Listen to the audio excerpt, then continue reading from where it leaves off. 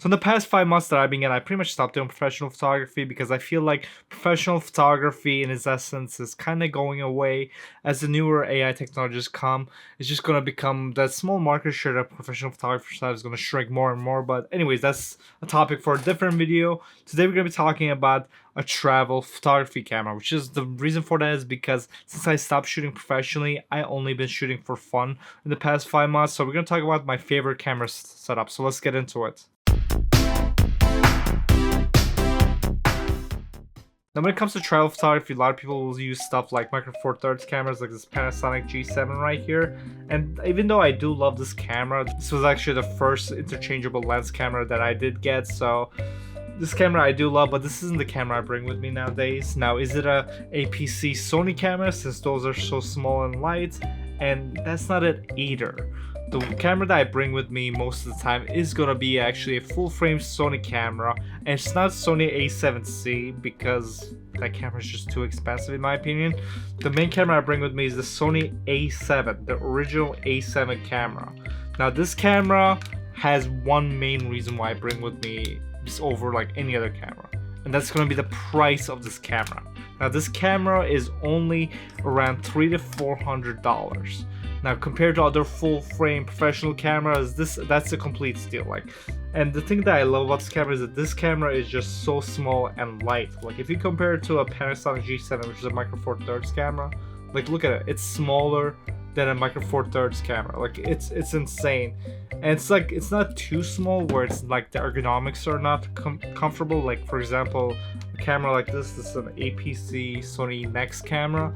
And this camera is smaller, and honestly it's like this one, like you can't really hold it that well, like your hand barely fits in it. While with this camera, your hand does fully fit in it. Now the price is a huge point when it comes to travel or just cameras that you bring with you when you like go out with your friends. You know, you go out on the boat and you want to take some pictures with your friends. In those scenarios, I prefer to have a cheap camera with me.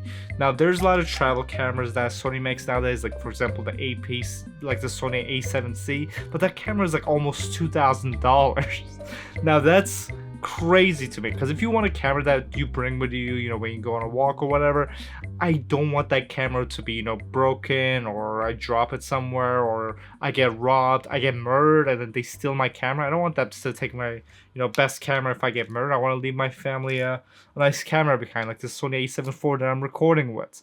But this camera, this Sony A7 camera, I absolutely love. Another reason why I love this camera is that it's a professional camera. Now when it comes to these like, you know, smaller APC level cameras that Sony makes, they usually make a lot of compromises on it. Like for example, this one doesn't even have a viewfinder on it, you know. They'll make different like compromises depending on where it won't have like certain settings on there. So because of that reason, like this camera pretty much has everything you want on a camera to use, and you get a full frame sensor. Now that full frame sensor comes in a clutch, especially when you're shooting wide angle. Like right now we're shooting this video with a 24mm 1.8 lens, and as you can see, like look at that bokeh. Like you can't get that kind of, you know, separation and wide angle lenses with the smaller sensors. That's one of the reasons, like even like something like this Micro Four Thirds camera, like you can't really get that much separation unless if you go up to like 50mm, around that range at 1.8, then that's when you start getting some separation. But with the full frame cameras, like even wide angle lenses, you can get a lot of separation. Another reason why I love the Sony full frame system is because there's such a huge selection of lenses on there. Now for example, like this lens right here, this is the 50mm 1.8. This thing is tiny and it's super light, and again it's a cheap lens. It's around like $200 new. You can get it used for like even like the hundreds. And when you put it on this camera, you get a $400 to $500 setup right here. And it's a very small light setup that you can bring with you. You can take professional looking images with this camera at 50mm 1.8. You know, you can take some beautiful looking images when you're out with friends, and or if you're out with your girlfriend and you're taking some pictures, you know, you can get some really cool looking shots, and it's not gonna break your back. It's gonna be super light, and you can take some cool images with it. Now you can do a similar thing with a Micro Four Thirds camera, but I just personally like having a full frame camera with me, because I feel like nowadays, like especially with how good like an iPhone camera is, that you know, you can take like really good looking images with your phone. So like I kind of need like a better reason to bring a camera with me if I'm gonna take some like, you know, cool looking shots. I want to have that full frame sensor to give it that professional look on it.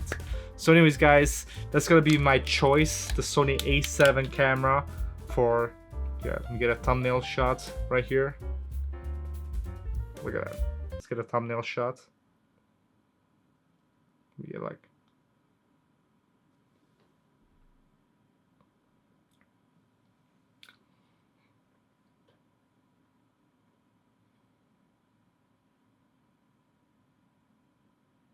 would you click on that video?